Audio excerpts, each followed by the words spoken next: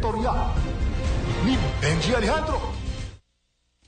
Habang milyong-milyong Pilipino po ang nagdurusa sa taas presyo ng langis at pagkain, abay abala ho naman ang militar sa pagdiriwang ho ng matagumpay na pagpapalipad ng Typhoon missile mula ho dyan sa Tacloban hanggang Nueva Ecija. Ang masakit ho, mahigit 10 bilyon ang nais ipabayad doon ng Amerika sa Pilipinas para ho sa mga missile na ito.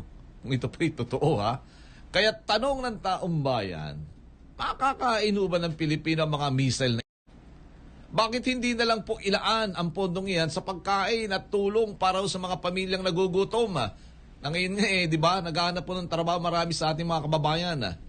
Matapos pong bombay ng Amerika ang Iran at lumika ng pandaigdigang krisis, na ngayon ay talagang damang-dama ho natin, ginanap pa ang pinakamalaking war games ng US at Japan dito po sa Pilipinas. Ito hong Balikatan Exercises 2026 na may 17,000 ho ng mga sundalo. Dami. Ayan, tanong, sino ho nagbayad ng kanilang pagkain? Sa langis na ginamit, yung nagpalipad doon ng mga aeroplano, nagpatakbo ng mga tangke, ng mga artillery trucks, kung ano-ano pa, armored personnel. Hindi ba't mas makabubuti kung ang mga supply na ito binahagi na lang sa mga pamilyang hindi makakayanan po ang 3 beses na pagkain sa isang araw, yung mga isang kahig at isang tuka?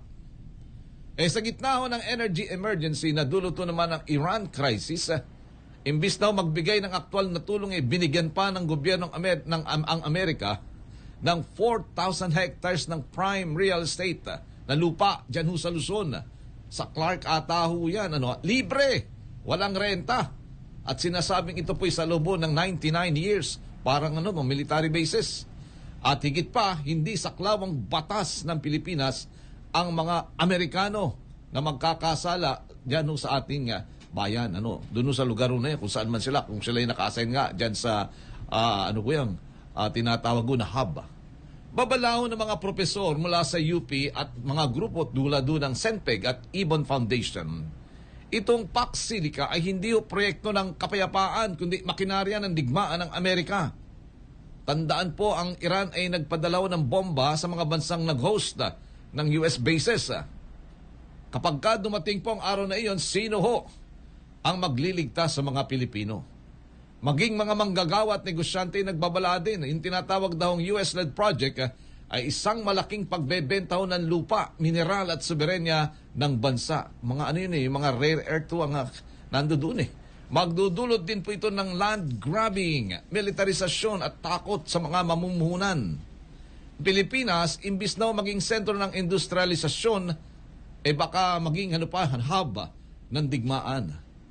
Nakalimutan na ba ho natin ng ating mga leader militar na milyong-milyong Pilipino ang namatay sa pagbombaho ng US at Japan noong ikalawang digmaang pandaigdig? O ilan ho pa kaya ang mamamatay sa susunod na digmaan ho ng Amerika?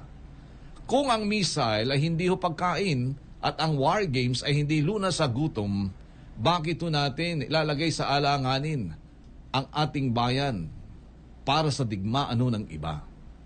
Ang tunay na laban ng Pilipino ay para sa atin ng palabigasan, para sa hapagkainan ni Juan de la Cruz, at hindi ho para sa missile ni Uncle Sam. Good morning!